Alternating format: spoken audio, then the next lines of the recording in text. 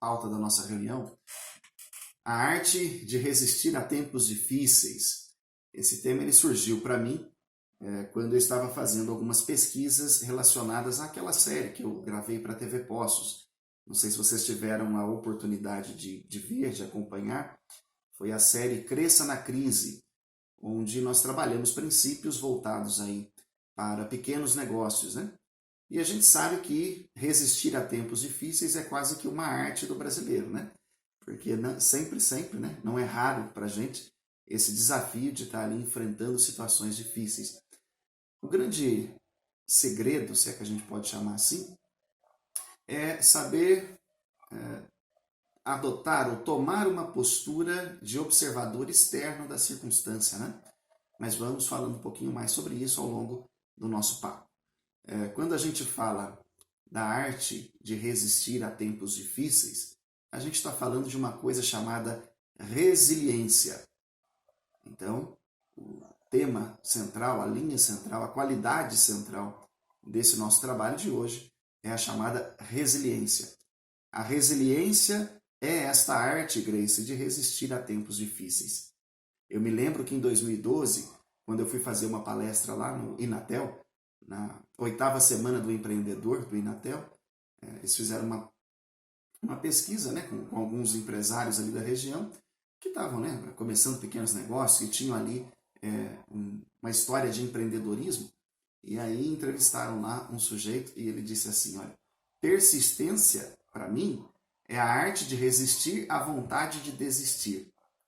E comentando aqui em casa hoje, né, sobre o tema dessa palestra de hoje, a minha esposa disse assim, mas então é a arte de resistir a tempos difíceis? Não, a arte de resistir é persistência. Hoje nós vamos falar sobre a resiliência, que é quando a gente resiste não a dificuldades momentâneas, mas a tempos difíceis. Eu não sei se você está tomando nota, então eu vou pedir para você já ir adotando essas definições, tá? Essa diferenciação aqui é muito importante. Resiliência é sim a arte de resistir a tempos difíceis. Persistência é a arte de resistir ao nosso desejo de desistir. Tá clara essa diferença, Fabiana? Às vezes nós temos vontade de desistir diante dos desafios, diante das adversidades. Mas quando a gente entende que isso não tem muito a ver com a gente, mas tem a ver com a situação, com o momento, aí a gente está falando de resiliência. Eu não sei se vocês me acompanham pelo YouTube, mas no meu canal do YouTube tem uma palestra chamada Resiliência, a arte de engolir sapos. Qual é a diferença daquela abordagem para essa? Aquela resiliência que eu me refiro no meu canal do YouTube é a resiliência que nos é demandada em relações humanas. Já você vai entender essa diferença. Resiliência, quando nas relações humanas, é a arte de engolir sapo. Eu não gosto desse tipo de resiliência. Eu acredito que quando você desenvolve habilidades de comunicação, como a assertividade, como a capacidade de resolver conflitos, você diminui a quantidade de sapos que você engole. Mas quando a gente fala de resistir a tempos difíceis, nós estamos falando de uma habilidade para a vida. Aí sim a resiliência tem o seu valor. Eu faço essa distinção por quê? Porque muitas vezes as pessoas confundem a ideia de resiliência com tolerância. Então note, já chegamos aqui a uma segunda diferenciação. Resiliência não é persistência, resiliência não é tolerância. Resiliência é a arte de resistir a situações de pressão. Então anote, por favor, Andriele, essa definição. Anote aí, Meire, Grace. Resiliência é essa capacidade de resistir a situações de pressão. E quando a gente diz isso, Eliana, a gente está falando da capacidade de se adaptar diante das situações. Nós estamos falando da capacidade de resolver problemas. Nós estamos falando da capacidade de voltar ao nosso estado normal assim que a pressão cessa. Por isso que a resiliência, Yuri, ela é tão interessante. Ela é um termo que a gente pegou emprestado da física, né? Para dizer dessa capacidade de resistir à pressão que a gente sofre e, como consequência, voltar ao estado normal assim que ela passa. Por que muitas pessoas têm essa dificuldade, né, de resistir à pressão e tornar-se mais forte? É sobre isso que a gente vai falar hoje. Por quê? Quando a gente fala que a resiliência é essa capacidade de resistir à pressão de situações, isso demanda de nós o chamado modo interpretativo do Dr. Martin Seligman. O Dr. Martin Seligman, na década de 60, mais especificamente no ano de 67, ele conduziu uma pesquisa em laboratório com 3 grupos de cães. O primeiro grupo, ele submetia a choques elétricos sem nenhuma via de escape do ambiente em que eles estavam. Então, os objetos ali do estudo, os sujeitos da pesquisa, tomavam choques e não podiam sair para lugar nenhum. O segundo grupo tomava choques, mas tinha acesso a uma porta que dava saída, né, daquela sala.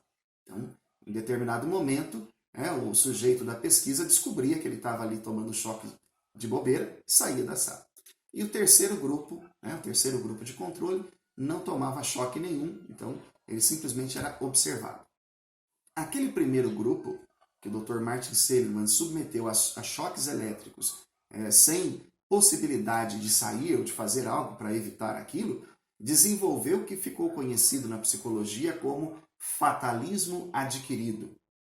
É a sensação de que as coisas acontecem e eu não consigo fazer nada. Também conhecida como sentimento de impotência. Então, olha que interessante. Quando o sujeito desenvolve o fatalismo adquirido, ele se sente vítima das circunstâncias. Segura, por favor, esse conceito. Olha, tudo o que aconteceu, aconteceu e eu não tenho condições de reverter isso. Isso é o fatalismo adquirido. O segundo problema que impede muitas pessoas de desenvolver a resiliência é o modo interpretativo. Tem um livro chamado Dever da Resiliência, alguma coisa assim, o título em inglês eu não me recordo agora, em que ele explica essa questão do modo interpretativo. Anote, por favor, Fabiane, são 3 formas de situação, em que a gente pode-se dizer assim, de análise, de uma interpretação de uma circunstância. Primeiro delas, primeiro fator que está presente ali. Eu, sempre e tudo. Mas, Simon, como assim eu sempre e tudo? Ou você analisa situações de uma ótica de que aquilo é contigo, ou você analisa a situação sobre uma ótica geral ou específica, ou você analisa a situação sobre uma ótica de permanência temporal, de finita, ou seja, temporária ou eterna. Vamos imaginar então essa situação da Covid-19, essa pandemia que nos tirou do ritmo, à luz desse modo interpretativo. Imagine, por favor, que você está mandando lá os exercícios e os seus alunos não estão dando retorno. Se você tem um modo interpretativo, eu sempre tudo, você provavelmente vai desenvolver o fatalismo adquirido. É sempre comigo. Toda vez que eu mando, ninguém me dá atenção, ninguém me dá retorno. Ou então dá o retorno da maneira errada. Eu tenho falhas, eu não consigo me comunicar via internet, eu não consigo fazer com que o aluno aprenda à distância. Eu. Quando eu tenho esse tipo de modo interpretativo com viés negativo, eu me desanimo, eu me frustro. Outra situação aí, a questão da especificidade. Todos os meus alunos estão enfrentando dificuldade. Todos os meus colegas estão passando pelo mesmo problema. Quando a gente generaliza, o problema parece maior do que de fato é. E a terceira forma aí, a questão temporal. Essa situação nunca vai acabar. Já vi na internet que 2021 provavelmente também não vai ter aula. Quando você começa a interpretar a circunstância atual à luz de um modo interpretativo negativo, a condição é frustração, é perda de motivação. Aí não adianta você tentar ter resiliência. Tá ficando claro aí, Eliana? Faz um joinha para mim. Tá acompanhando aí? Grace, tá acompanhando? Edilaine? Tânia, tá tudo bem por aí? Então note, se eu tenho um modo interpretativo que olha a situação sempre, desse ponto de vista de especificidade ou de generalização, de escala temporal, de temporário ou eterno, ou se eu vejo as coisas como sempre sendo comigo, dificilmente eu vou conseguir passar por esse período de pandemia com a motivação em alta. Então, nesse momento, eu acho que é válido a gente pensar aqui no seguinte: como é que eu faço, Simon, para desenvolver essa qualidade da resiliência? Oi, João Batista. Oi, João Batista, tudo bem? Tudo jóia. Não, tudo bem. A gente está falando hoje sobre a resiliência, que é essa capacidade de resistir a tempos difíceis. Nós já explicamos que resiliência não é persistência.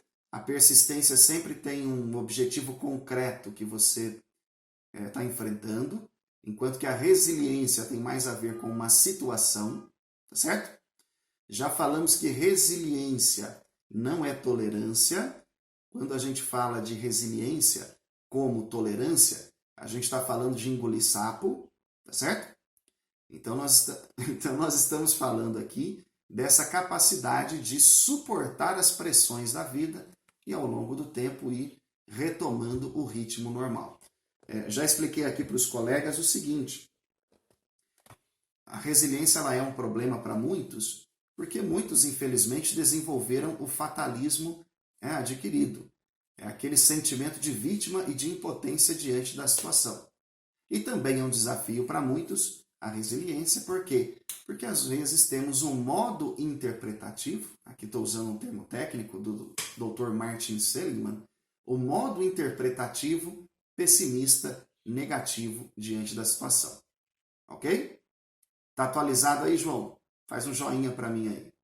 Então, beleza. Então, agora vamos avançar. Simon, como é que eu faço para desenvolver resiliência em tempos de pandemia? Vou passar para você a regrinha que o Dr. Martin Seligman desenvolveu. Primeira coisa, mude o seu modo interpretativo. Tome nota, por favor, Jane, Grace, Eliana, Esley, anote aí, por favor. Claro, fica à vontade. Como é que eu desenvolvo? Primeiro, eu preciso melhorar, eu preciso apurar o meu modo interpretativo. A maneira como eu encaro a situação, como eu encaro a realidade que me cerca. Beleza? Por que isso aqui é importante? O Dr. Martin Seligman apontou para nós o chamado ABC. Adversidade, base interpretativa e consequência. Então vamos lá. Qual é a adversidade? Vamos dar um exemplo. Covid-19. Ok? Qual é a minha base interpretativa? Eu vejo isso sobre um viés de negatividade? Eu vejo a dificuldade, talvez, do meu aluno aprender à distância como uma dificuldade ou como uma oportunidade de melhoria? A minha base interpretativa diante desse assunto, ela pode ser apurada, melhorada, ou talvez eu precise rever conceitos. Beleza? E aí, a letrinha C do método é a consequência. Se tudo persistir, se tudo continuar do jeito que está, quais serão as consequências? Para mim, para a minha carreira, para a minha vida. Essa é a primeira etapa, dessa forma de análise que o Dr. Martin Seligman nos deu. Então, a primeira coisa, qual é a adversidade? Segunda coisa, qual é a minha base interpretativa? Recentemente não, foi no comecinho do ano, antes da pandemia, né? Então já deve estar fazendo aí uns 10 meses, mais ou menos. Eu estive no Sebrae para participar de um workshop. Eu fui lá como aluno participar de um workshop. O Sebrae desenvolveu uma espécie de treinamento, né, em cima de um jogo de tabuleiro. Esse jogo de tabuleiro, é um jogo comum, assim, não é nada, né, específico para empresas, mas foi adaptado para o ambiente do empreendedorismo. A ideia do jogo era construir usinas de energia e alimentar o maior número de cidades possível. Então, você tinha que participar ali com outros times, negociando posições. E no meu grupo a gente estava com 5 pessoas fazendo, né, essa dinâmica, e tinha mais 3 grupos com 5 pessoas também. Então, ao final da atividade, o professor foi fazer, por assim dizer, uma análise, né, de quem havia ganhado em cada grupo e por que ganharam em cada grupo. Quais foram as estratégias de negócio que usaram para poder construir o maior número de redes, né, de energia para alimentar as cidades.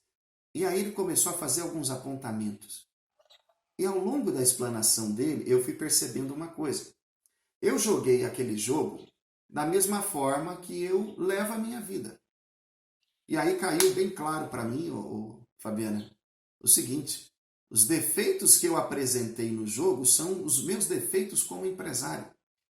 E aí eu percebi o seguinte: não tem muita coisa nova, né, que a gente ainda precisa descobrir sobre a gente.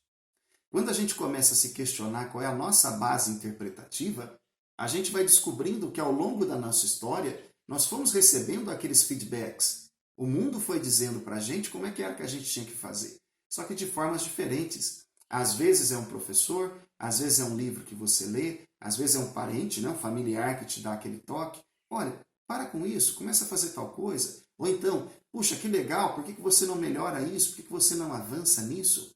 A minha experiência naquele jogo foi qual? Eu percebi os meus defeitos através de um jogo de tabuleiro. Aí eu olhei para mim mesmo e disse assim: poxa, eu preciso parar de me enganar, né? Porque eu já sabia disso aqui, né? Às vezes a nossa base interpretativa nos engana. Então a gente tem que começar a fazer essa análise. Será que eu estou sendo, e essa análise não é negativa, tá, gente? Será que eu estou sendo justa comigo mesmo? Será que eu mesmo não estou me puxando para baixo nessa questão? Será que diante dessa adversidade, né, eu estou sendo legal comigo mesmo? Ou eu estou sendo injusto, achando que eu deveria estar fazendo uma coisa que de fato não precisaria ser feito? Em todo esse método da resiliência que o Dr. Martin Seligman nos deu, fica muito clara essa necessidade da base interpretativa correta. Ou seja, colocar a situação em que a gente está numa perspectiva correta para evitar que a gente perca a motivação. E aí, por último, a análise das consequências. É você se perguntar o que de fato vai acontecer, né, diante dessa situação. Quais são os pontos altos, os desafios que eu ainda vou ter que enfrentar. Isso te ajuda a dar o passo número 2 para desenvolver a resiliência. Anote aí, por favor, João. Passo número 2 é você descobrir onde está o seu locus de controle. Locus de controle.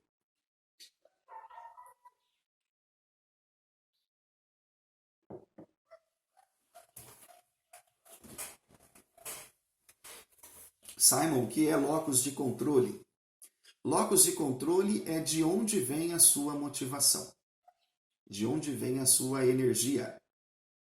Simon, como assim? Bom, pessoas que têm um locus de controle externo ficam dependentes das situações que vêm de fora. Tá claro? Então, vamos lá, vamos dar um exemplo. Antigamente, vocês tinham que sair, né, de casa uma meia hora, 20 minutos antes, pegar o carro, enfrentar o trânsito para chegar na escola na hora certa. Ok? Alguns de vocês até mais de uma hora, né, de trânsito. Sempre tem aquele colega que chega atrasado. E ele chega atrasado e fala o quê? Foi o trânsito, foi o semáforo, peguei todos os semáforos fechados, tinha um caminhão na minha frente, aconteceu isso e eu não consegui reverter. Ou então, na época de levar, né, toda a parte administrativa, a parte burocrática da escola, tem sempre aquele colega que está todo afobado, todo atarefado. E aí ele sempre entrega no limite do tempo. É uma pessoa que tem locus de controle externo. As circunstâncias interferem o tempo todo no que ele tem que fazer. Segura. Uma pessoa que tem locus de controle interno, por outro lado, ela é mais organizada, ela é mais centrada, ela tem autocontrole, ela sabe fazer essa análise interpretativa com mais fidelidade. Fidelidade a quê? Aos fatos, né? À realidade. Aquela pessoa que é justa com ela mesma. Que ela não é nem complacente, né? Tolerante demais aos defeitos e nem muito justa. Né? Que é aquela pessoa que se cobra demais, beirando ao perfeccionismo. Locus de controle é de onde vem a sua energia, de onde vem a sua motivação. Tem pessoas que precisam o tempo todo de um desafio de fora. essas pessoas têm uma tendência maior ao fatalismo adquirido. Portanto, vão ter mais dificuldade de ser resilientes. Ou seja, quando vem a pressão, a pessoa cede, ao invés de se expandir. Beleza? Fica aqui a dica. Avalie, pesquise, investigue onde é que está o teu locus de controle. Você é uma pessoa que depende o tempo todo, talvez ali daquele contato interpessoal, talvez daquele reconhecimento. Puxa, a gente se esforça tanto e não há um feedback. Talvez não havia antes de começar a pandemia, mas agora o feedback dos alunos também não vem, aquela interação, aquela troca está faltando. Se você tem o locus de controle externo, você vai estar esperando motivação vinda de fora. Se você tem uma base interpretativa, um locus de controle interno mais fortalecido, mais apurado, você vai ter mais facilidade de desenvolver resiliência. Tá claro até aqui, Andriele? Faz um joinha aí para nós, Elisena. A Elisena está ali no modo pensativo agora, né? Muito bom. Tudo certinho aí, Meire? Tudo bem? Grace, eu não estou conseguindo visualizar os outros colegas aqui, não sei se... Eu tenho apenas 9 pessoas aqui na tela, né? Mas a gente tem aqui mais de 50 na turma. Luiz Otávio, Aguinaldo. A gente está aqui com Giovana Leal, Jennifer. Sejam todos muito bem-vindos. Daqui a pouquinho a gente vai fazer uma pequena pausa. E aí você pode fazer sua pergunta relacionada aqui à resiliência, tá bom? Muito bom, vamos continuar aqui. Uma vez que a gente descobriu que a resiliência não é persistência, não é tolerância, que a resiliência é a capacidade de suportar pressões diante da circunstância, que é um problema por causa do fatalismo adquirido. Muitas pessoas, infelizmente, sentem-se realmente vítimas, impotentes diante do problema. Uma vez que a gente foi descobrindo que para desenvolver resiliência é preciso trabalhar o modo interpretativo, qual é a minha visão diante do assunto, é preciso também começar a observar onde está o meu locus de controle. Falta a gente falar aí da terceira competência, da terceira habilidade das pessoas resilientes, que é a capacidade de resolver problemas. Anote aí, por favor, Tânia. Capacidade de resolver problemas, locus de controle, modo interpretativo. Quando a gente fala na capacidade de resolver problemas, vou compartilhar com vocês aqui os dois modos que a gente tem já documentados, né? Essa questão da resiliência, ela é motivo de estudo de muitos pesquisadores. Por quê? Porque existem pessoas que, diante das dificuldades, aguentam a barra. E outras pessoas desanimam mais rápido, né? Isso é da natureza humana. Por isso que tudo isso que eu estou falando para vocês aqui faz algum sentido, né? Na verdade, são mais chaves de entendimento do assunto do que propriamente dito um método. Cabe a você olhar se o que você precisa ajustar é o seu modo interpretativo, sua capacidade de resolver problemas ou talvez você identificar qual é o seu locus de controle. Quando a gente fala de capacidade de resolver problemas, tem 2 métodos mais conhecidos. O primeiro deles é o método analítico. Anote, por favor, Andriele, método analítico.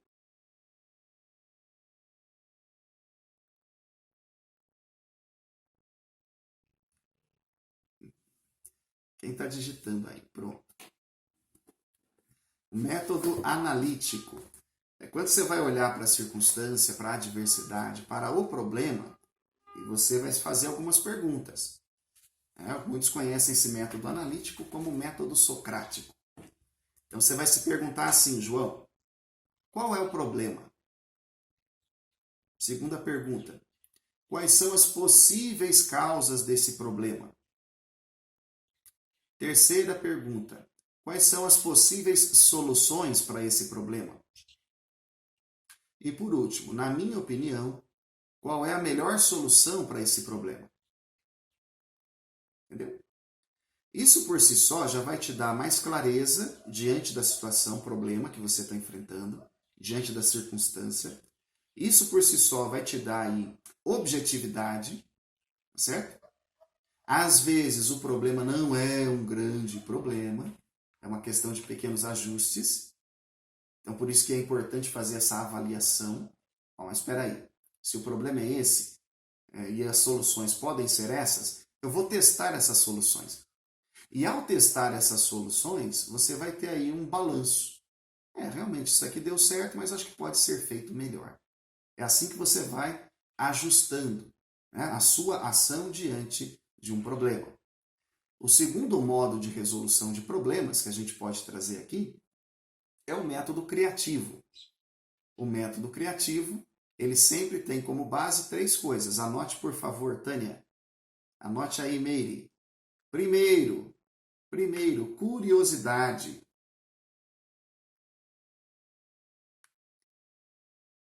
Curiosidade é você ser um grande perguntador, para beirar ser o enxerido da situação, tá? Essa curiosidade vai nesse nível. Olha, eu tenho que perguntar, eu tenho que saber. Vou dar um exemplo, né? Às vezes você mandou lá uma determinada atividade para um aluno e ele respondeu totalmente diferente. É você abrir o WhatsApp dele ou da família, lá do responsável, e fazer pergunta mesmo. Olha, o que aconteceu? Ele não leu? Ele teve apoio? Teve alguma dificuldade? Não só para orientá-lo, porque é claro, quando a gente faz isso de 1 para 1 é mais fácil, de 1 para 50, de 1 para 200 é muito mais difícil, mas não é só para orientá-lo, mas é para que você desenvolva novas formas de resolver aquele problema. Então, curiosidade. Tem que se tornar um grande perguntador, um questionador. Nós estamos passando por um momento em que aquelas qualidades, aquelas características que a gente tinha no começo da carreira estão sendo demandadas agora. A curiosidade é uma característica de quem tem fome de crescer, né? E quando a gente estava no começo da carreira, a gente tinha muito mais curiosidade, a gente queria saber, a gente se envolvia, a gente participava de curso, participava de congresso, ia em tudo quanto era palestra que tinha, via um cartazinho lá, estava lá para poder desenvolver mais. É essa curiosidade que vai fazer brotar novas ideias para resolver problemas. Ok? Segunda coisa, abertura ao novo. Abertura ao novo. O método criativo sempre experimenta coisas novas. Tá certo? Terceira coisa, flexibilidade. Se você olhar um carvalho, o carvalho talvez seja uma das árvores mais resistentes do planeta Terra. Quando vem o vendaval, o carvalho tomba, né? Ele é arrancado com raiz e tudo. Por outro lado, você tem o bambu. O bambu, ele é flexível. E ao ser flexível, quando vem o vento da mudança, ele deita. Deixa o vento passar e volta à condição original. Então, o método criativo, ele tem abertura ao novo, ele tem curiosidade e ele tem flexibilidade. É o que faz com que você comece, né, a saber a hora de ceder, saber a hora de se abrir para o novo, e aí você percebe que em momentos como esse de pandemia, é fundamental que a gente tenha essa flexibilidade para não resistir ao novo, resistir à mudança, e sim abraçar essa nova situação, ok? Em todo tempo, pessoas que têm resiliência alta, elas só desenvolveram essa resiliência alta porque aumentaram a sua capacidade de resolver problemas. Então você tem um método analítico, são essas 4 perguntinhas de Sócrates aí que eu passei para vocês, e você tem um método criativo, curiosidade, adaptação, né, ao novo, abertura ao novo e flexibilidade. Ok? Vamos fazer um resuminho, Meire? Se eu sei que resiliência é a capacidade de suportar situações difíceis, é super importante que eu aprenda a ter um modo interpretativo da situação mais adequado, mais ideal. Deixa eu te dizer uma coisa.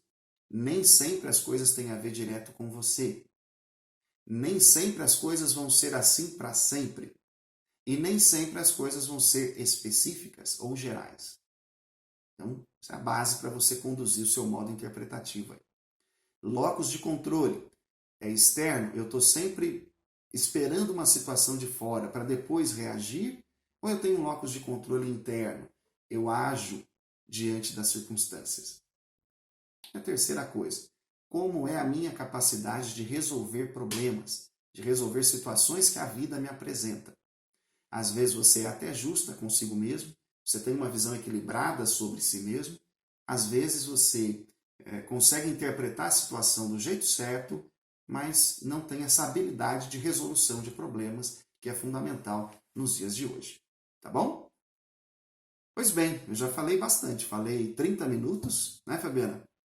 Agora eu quero conversar um pouquinho com vocês. Vocês têm perguntas, querem compartilhar alguma coisa que vocês já viram, leram sobre o tema? Por favor, fiquem à vontade.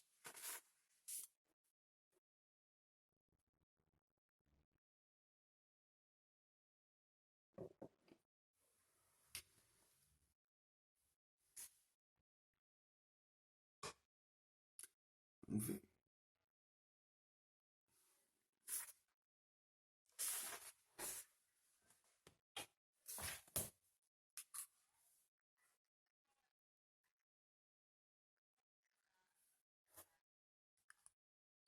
Legal, Jane. Excelente pergunta. Deixa eu ver se eu entendi sua colocação. Você tem bastante curiosidade para saber qual é o desafio dos alunos, mas nem sempre eles respondem, é isso?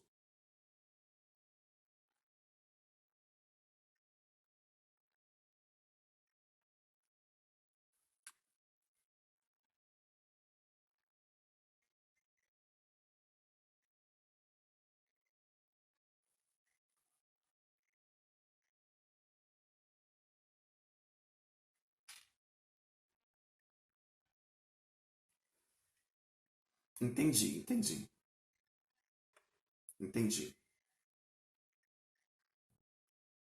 entendi, entendi. Bom, para você despertar essa curiosidade, é interessantíssimo isso que você disse, porque é essa questão do modo interpretativo. Olha lá. Às vezes, né, o que, que acontece? A gente pensa que a situação é só com a gente. Então lembra, o modo interpretativo, ele tem lá eu, situação, né, e tempo. Às vezes o aluno não tem curiosidade pela disciplina. E por mais que a gente se esforce, ele não vai querer mesmo. E isso é uma situação. Por outro lado, nem sempre tem a ver com você. Às vezes, por mais que você se dedique, o outro pode não ter sido despertado ainda para aquela disciplina. Minha sugestão para você: desenvolva a sua habilidade de fazer perguntas, de perguntar para os alunos o que, que eles gostariam de saber sobre o assunto. Qual é, por assim dizer, o elo entre a disciplina e a realidade deles. Tenta descobrir, Jane, qual é a utilidade, qual que é a viabilidade prática da disciplina na vida deles. Você vai perceber que o interesse se renova. Então, toda vez que você começar a apresentar certas coisas, você vê que deu ali uma quedinha no interesse, entra com as perguntas. As perguntas têm que ser direcionadas, é claro, para o que você quer saber, mas principalmente tenta criar um elo entre aquilo que o aluno precisa vivenciar e a disciplina que você leciona. Tá bom? Acho que o caminho é por aí. Respondeu sua questão?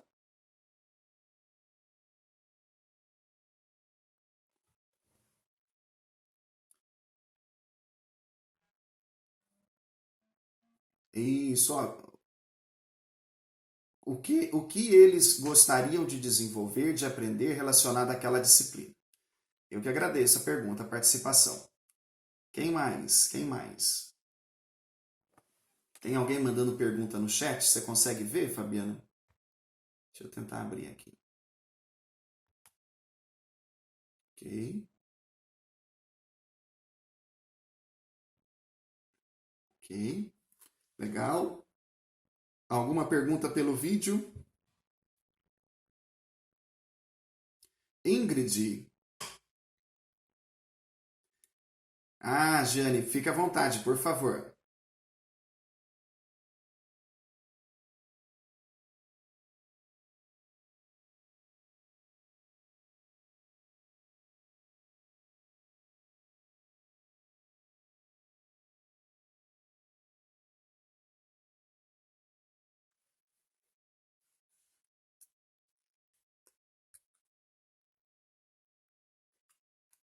Uhum.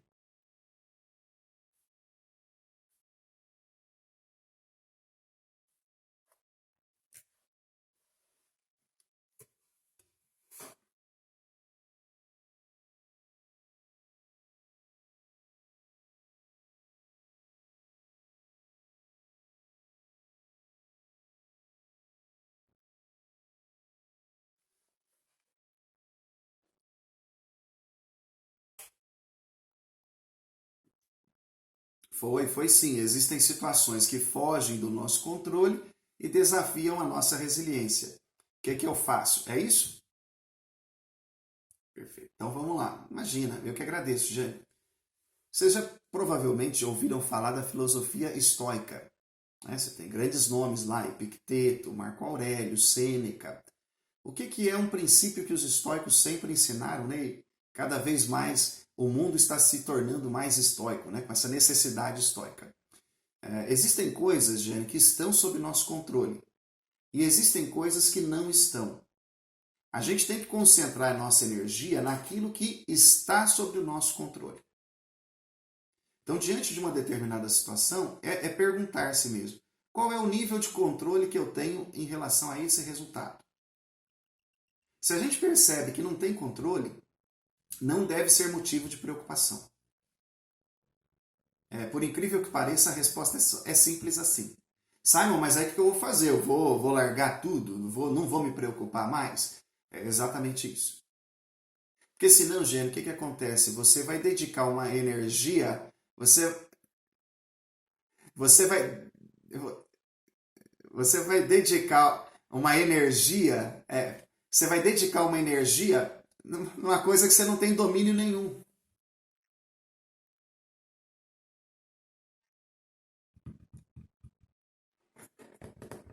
tá? Por quê? Veja bem, suportar a pressão, né, é super importante, sim, mas tem um limite. Eu citei ainda há pouco Epicteto, né? Epicteto foi um filósofo, né, da linha estoica, tá certo? Que ele era escravo na casa do seu amo. Né? E ele teve uma situação com ele que o amo prendeu o pé dele e ele vendo o pé preso, né? Apertando ali, o cara continua apertando, né? Ele falou assim, mas se você continuar desse jeito, você vai quebrar o meu pé. E o cara continuou e ele deixou quebrar o pé, né? Isso também não é resiliência saudável. Existe um limite. Então tem coisas que a gente tem que começar a analisar de maneira objetiva. Viu, Giane? Giane? A mamãe da Ingrid? Viu, Giane? A gente analisa de maneira objetiva. Aí o modo interpretativo é super importante. E você vai fazer para você essas duas perguntinhas estoicas. Diante dessa situação, qual é o nível de controle que eu tenho? É de 50 para cima? 50% para cima? Então o problema ainda é seu, você tem que aguentar. É de 30 a 50? Deixa eu ver se eu posso indicar isso aqui para outra pessoa. E se você não tem controle algum, não se preocupe. Na verdade, isso é um segredo de saúde mental. É você saber até onde você vai diante de uma situação. Tá bom? Eu que agradeço.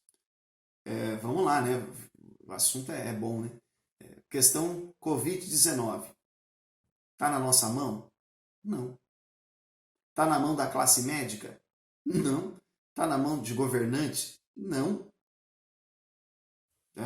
São coisas que a gente coloca na caixinha da fé, né? Então, se não está na nossa mão, está na mão de Deus, né? Quem mais? Oi, Daiane? Por favor, Daiane, fique à vontade.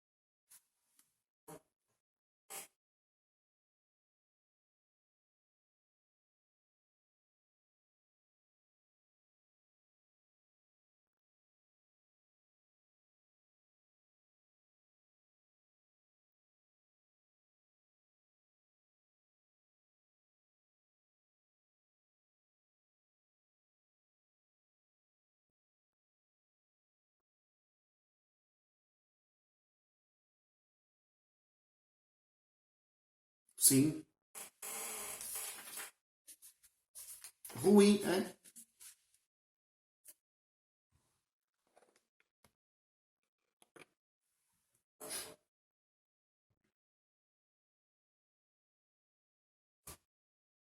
Tá aí, tá aí.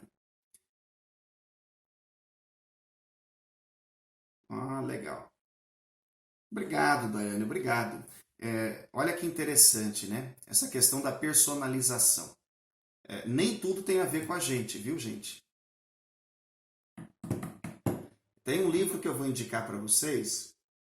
Você vai achar na Amazon facinho, facinho. Quer ver? Deixa eu pegar ele aqui só um minutinho.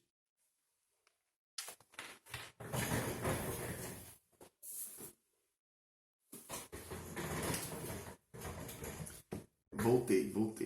Peraí. Olha aí, Daiane, isso que você está comentando, eu vou indicar aqui para a Daiane, mas serve para todos os colegas que têm o mesmo sentimento, tá? É esse aqui, ó. Vamos ver se você vai conseguir visualizar, ó. A coragem de não agradar. Edição que saiu pela Sextante, Ishiro Kishimi e o Fumitake Koga.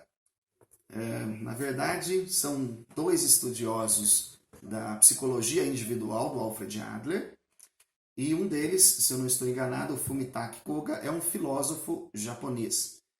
E esse livro, ele trabalha essa questão da psicologia individual do Alfred Adler. Alguém aí conhece um pouquinho do trabalho Adler, do trabalho do Freud? Manda um alô aí quem conhece, ok? Se não, então vou transcorrer. Qualquer intervenção, vocês fiquem à vontade, por favor.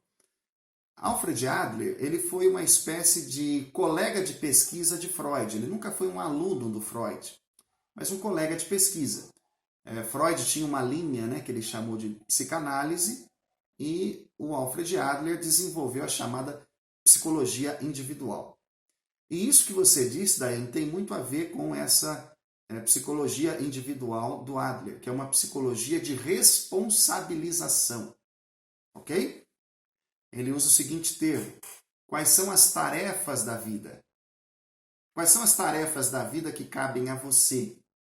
Quais são as tarefas da vida que cabem aos pais dos alunos? Qual é a tarefa da vida que cabe ao próprio aluno?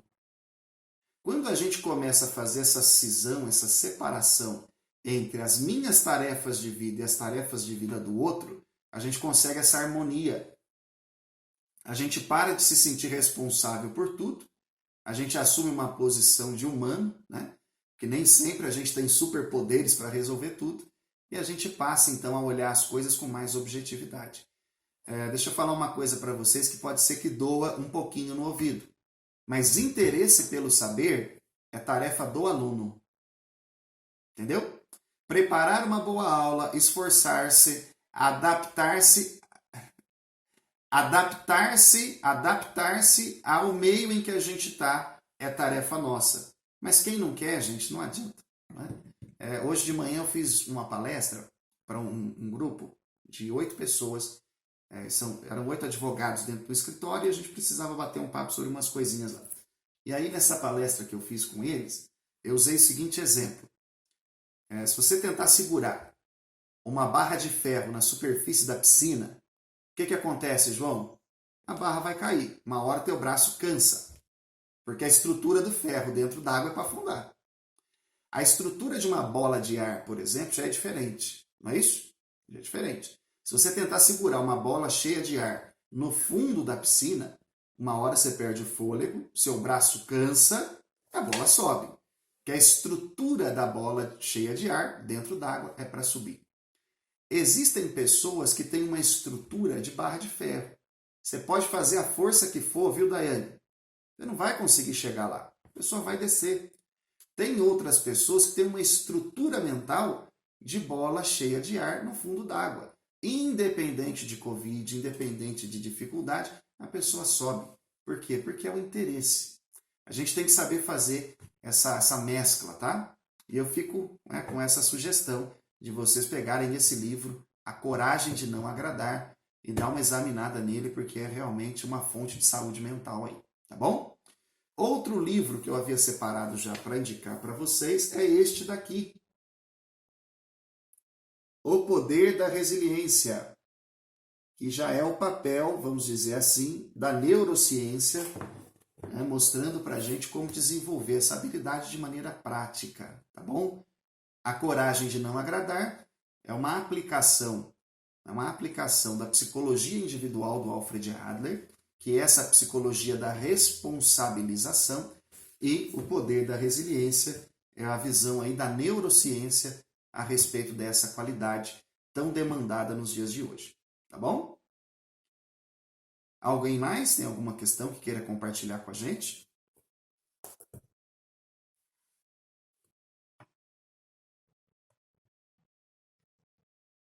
Quem? Fabiane.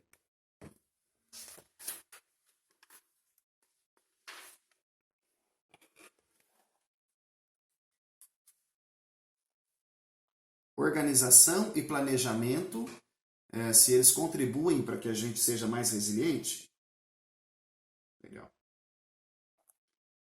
Sim, sim, porque com essas bases que a gente falou hoje, né? Essa questão do modo interpretativo, essa questão de analisar a situação para resolvê-la, né? E também ter essa capacidade de admitir quando não dá para resolver, se você tem uma mente organizada, uma rotina definida, fica mais fácil. Por quê? Porque aí o seu nível de sistematização já vai estar mais definido, né? Então, sim, planejamento, organização ajuda muito, no sentido de que vai ajudar você a interpretar melhor as coisas, interpretar melhor a situação. Ok?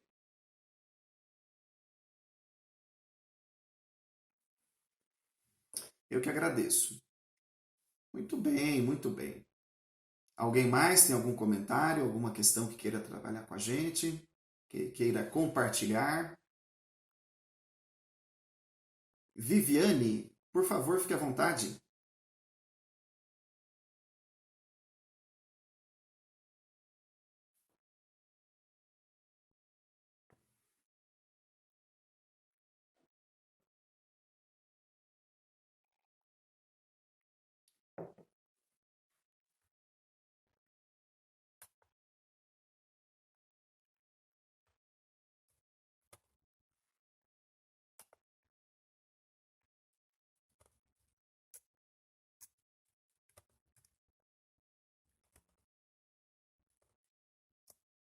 Uhum.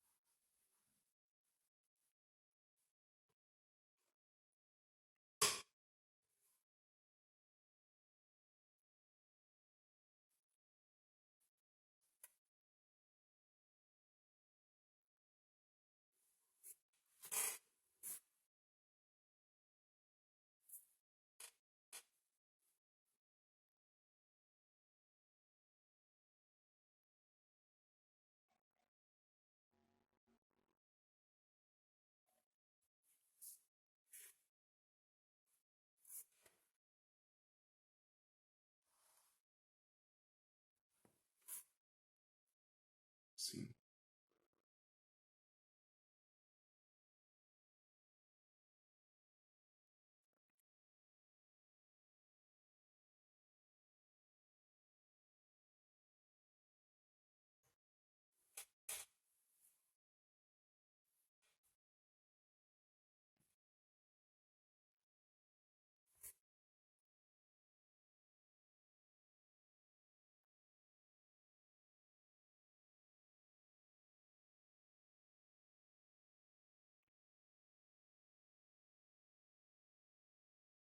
É isso aí, muito bom, Viviane, obrigado, obrigado.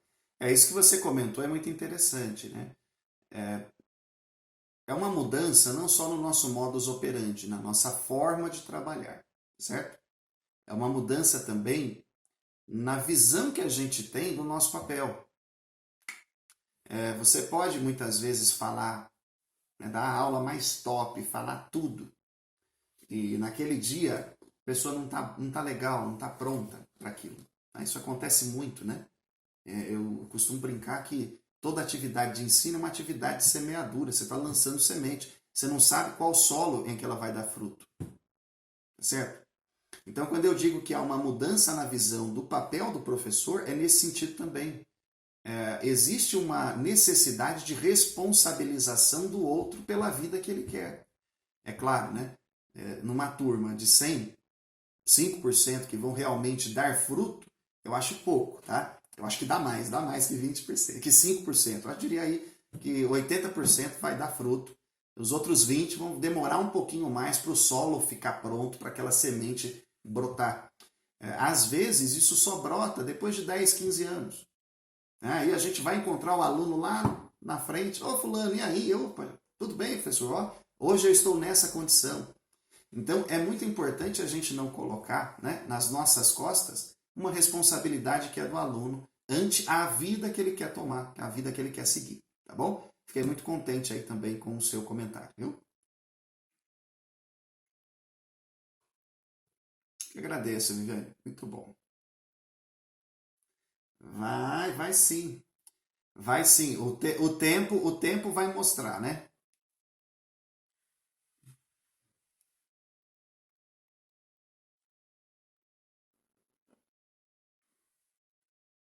Uma coisa, essa frustração, né? Eu estou me sentindo bem frustrado com essa situação que a gente se encontra.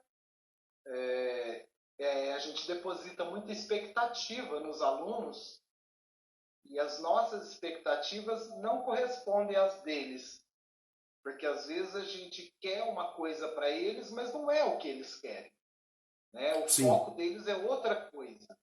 E pode até ser que mais para frente eles possam se interessar nisso, mas nesse momento não é aquilo. Então a gente fica meio que frustrado, né? E eu estou lembrando aqui de você, eu estou achando que você foi meu aluno. Ou aqui não foi na Pedro Afonso, não, já foi na Padrão?